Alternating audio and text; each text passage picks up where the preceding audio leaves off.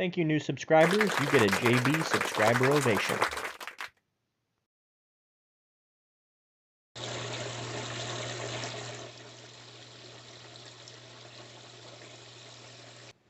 Hey guys, happy Saturday, July the 3rd. Today we're going to look at the system I use to make compost tea. Texas tea. What it is, it's I believe a 10 or 12 gallon tote that I fill up with water.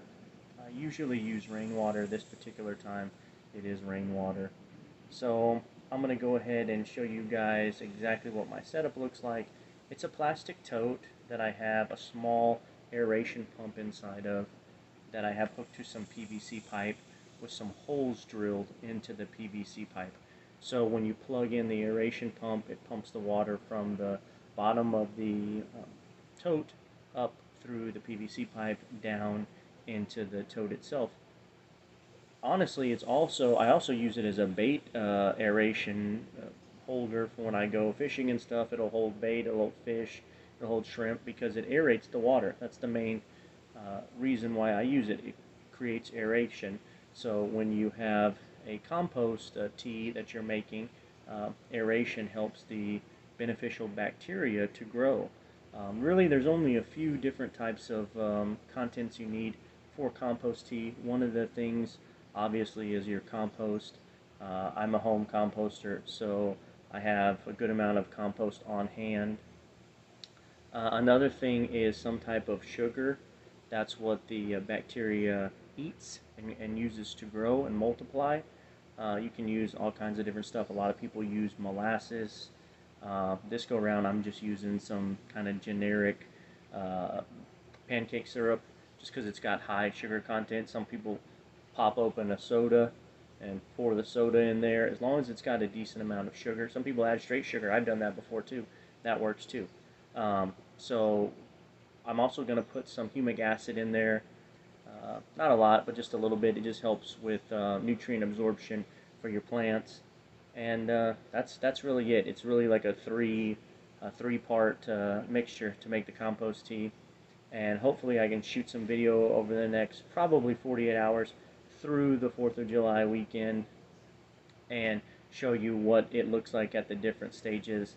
I'm going to show you how I collect my compost and what I do, how I put it in there, and what the whole setup looks like. So from here, let's go look at the tote itself and the aeration process, because I have it set up right now just aerating the rainwater that I put in there. So let's go take a look.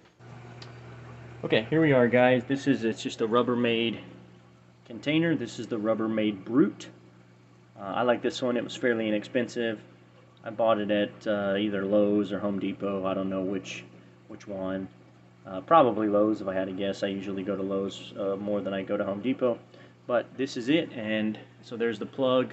This is on my back porch here. And then if we take the top off, pop that off, that is the aeration system.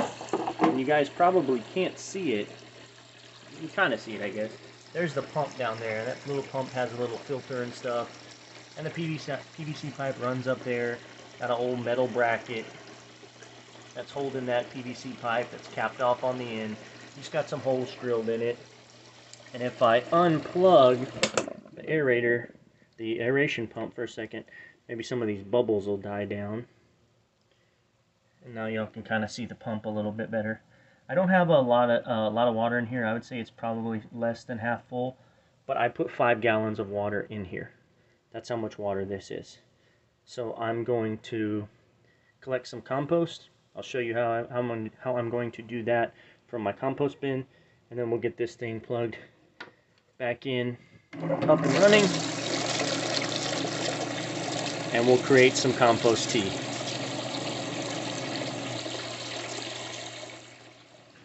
Okay guys, I went ahead and filled up my bag. This is a mesh bag that has little tiny holes in it, and it's 2 bags.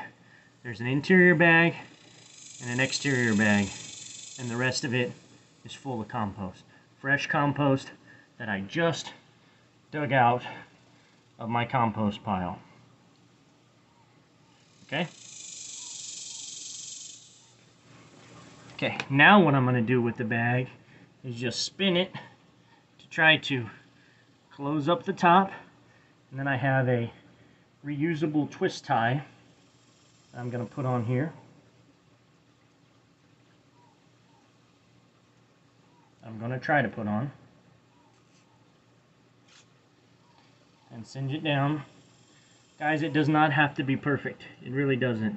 All we're trying to do is prevent this compost from coming out and spilling all into the bin itself. Alright, so let's go over to the bin now. Okay, so from here, what you do is you take your bag, your mesh bag full of compost, and you just set that bad boy in there. Basically what we're doing is the same thing like brewing tea. You drop a tea bag into some warm water. This isn't warm water, this is just room temperature, outside temperature water, which is in the 90s today. You just drop it in there right like that. Now, if I kind of move it up and down and around, yeah, it's going to start releasing that compost. That water's going to start getting all murky. And that's fine, because the bacteria lives in the compost. But as you can see through the mesh, it can seep through there. The bacteria lives in the compost. So now I'm going to show you how I add the sugar, which is the food for the bacteria. Okay guys, like I said, I'm using some generic pancake syrup. And this particular bottle is 24 ounces. I'm probably going to use about 12 ounces worth. So about half the bottle. I'm just slowly kind of letting it come out of the bottle here. Putting it into the water.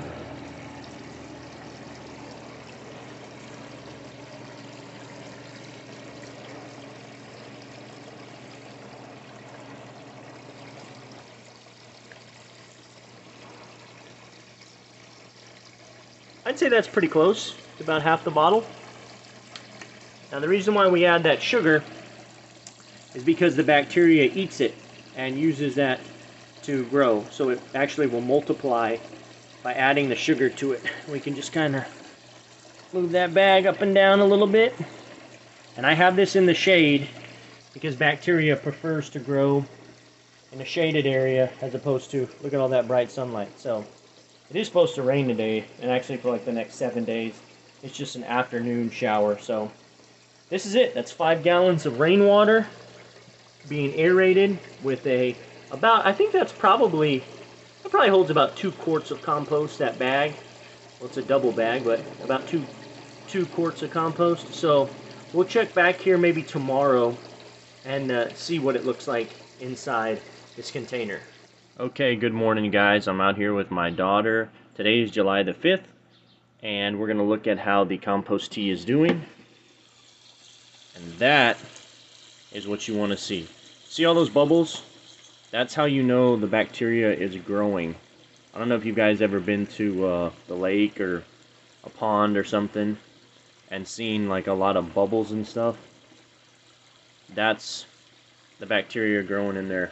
So that means that this compost tea is about perfect and ready. My daughter is bumping the camera for us.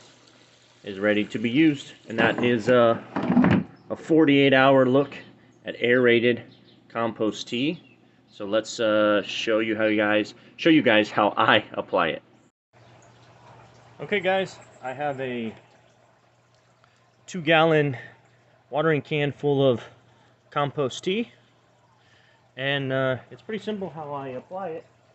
You just pour it right in to the soil.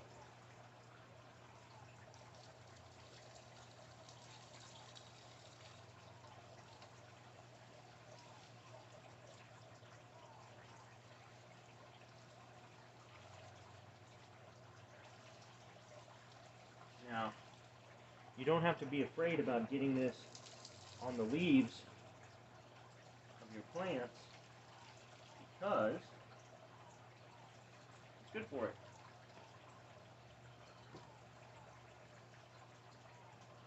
And what we're doing is we're adding life back into the soil. And that is what makes good soil for your plants is living soil, living organisms in your soil. I'm gonna go get some more. I just have some in a bucket. I'm gonna get some of these plants here in the back with.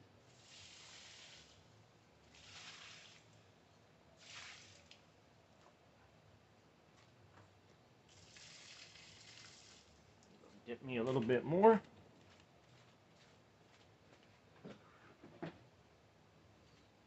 Look at all that. Look at all that good stuff in there.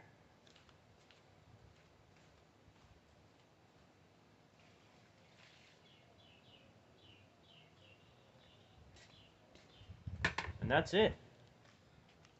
That is how I apply aerated compost tea. Now, you could actually put it in a sprayer as well and do like a foliar spray and spray all the leaves, because that's good for them too. But the reason I used it today was to just put a little bit more living organisms back into the soil. And you can do this as often as you want because it's a natural thing. It's not like a chemical fertilizer that could hurt your plant, so you could do compost tea fairly regularly if you wanted to do it twice a month or once a month. Definitely would not be a bad idea. So thanks for watching the video, guys. I hope you learned something today, and you can apply it to your garden. Be safe, everyone.